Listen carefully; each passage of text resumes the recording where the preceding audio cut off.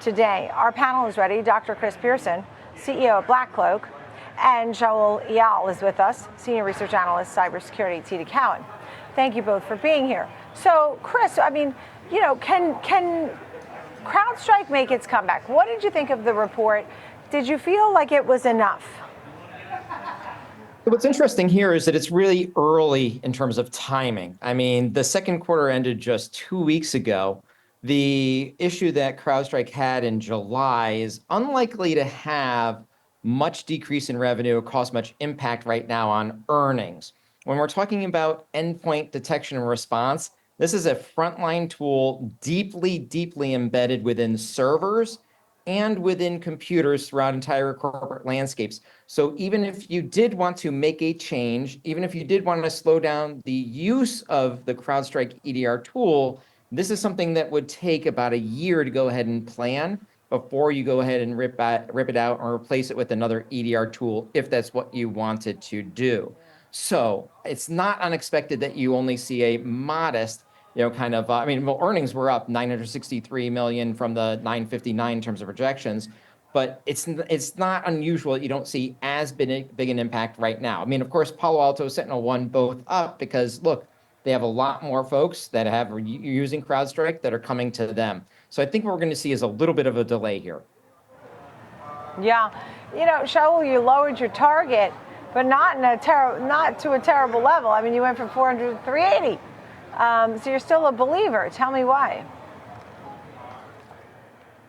Absolutely, Nicole. So I think the numbers and results that we have seen last night alleviated some prior concerns the street might have had with the story.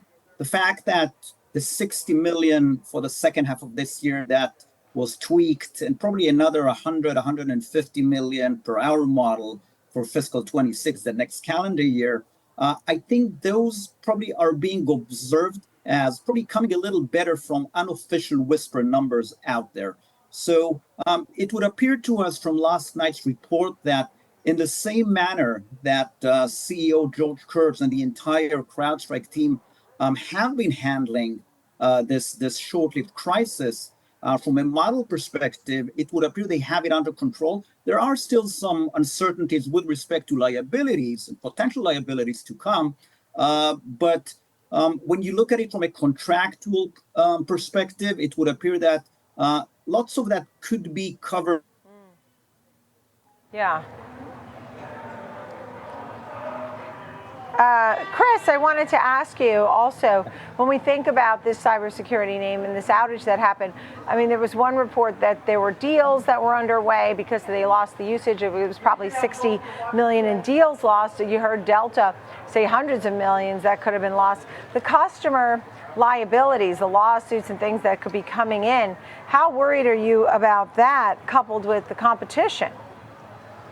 Yeah, I mean, so you saw CrowdStrike go ahead and do a set aside of some $60 million in terms of decreased future earnings as a result of things that they're going to do in terms of providing clients with extended support, extended licensing, so they can go ahead and retain those accounts. So there is going to be a hit, and it is going to come in the future. Once again, this is not something that you can immediately rip out and replace, so you're not going to see the damage right now. How the CEO handled it, how the team handles it is going to predict the future. With that said, right, there is absolutely an unknown in terms of lawsuits. The biggest and most vocal, company there is going to be Delta in terms of its global outage, saying about $500 million in losses in impact to them.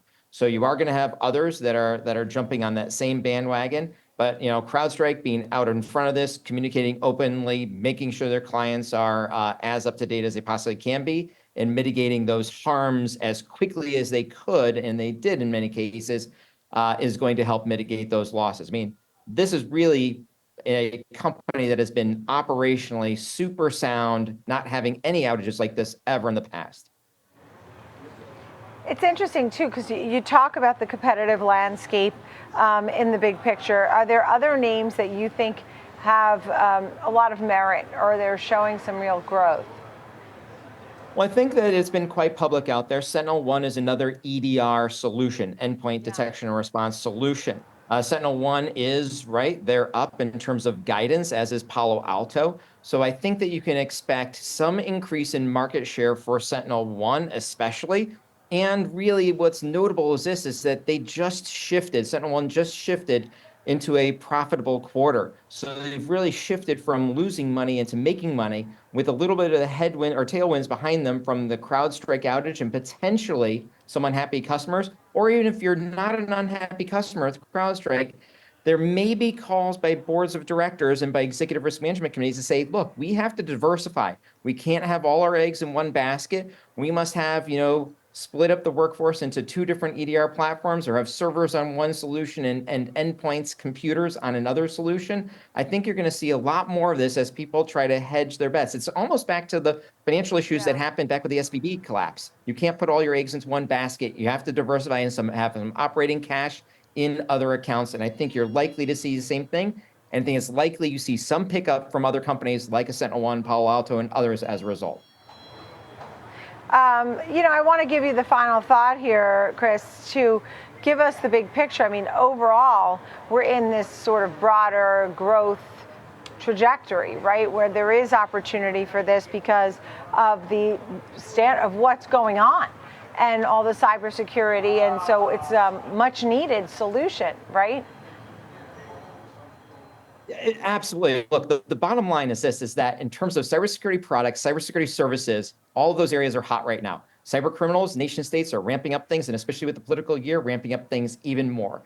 People need to be deploying endpoint detection and response. So there's going to be many more companies now that are moving in that direction, that are enhancing their current defenses so that they're more robust. And in addition, what this actually shows is that there might be some consolidation risk. We've talked a lot about consolidation before in terms of companies buying other companies as a result of the economic downturn from 22 and 23. I think like we saw with Wiz saying no to the $23 billion acquisition by Google, some companies are seeing a real great horizon in the future in terms of let's go public market in a year because of the need for cybersecurity. It's not going away. It's super hot, and it's only going to get hotter. All right, good to see you. Thank you so much, Dr. Chris Pierson of Black Cloak and Shaul Eyal of TD Cowen.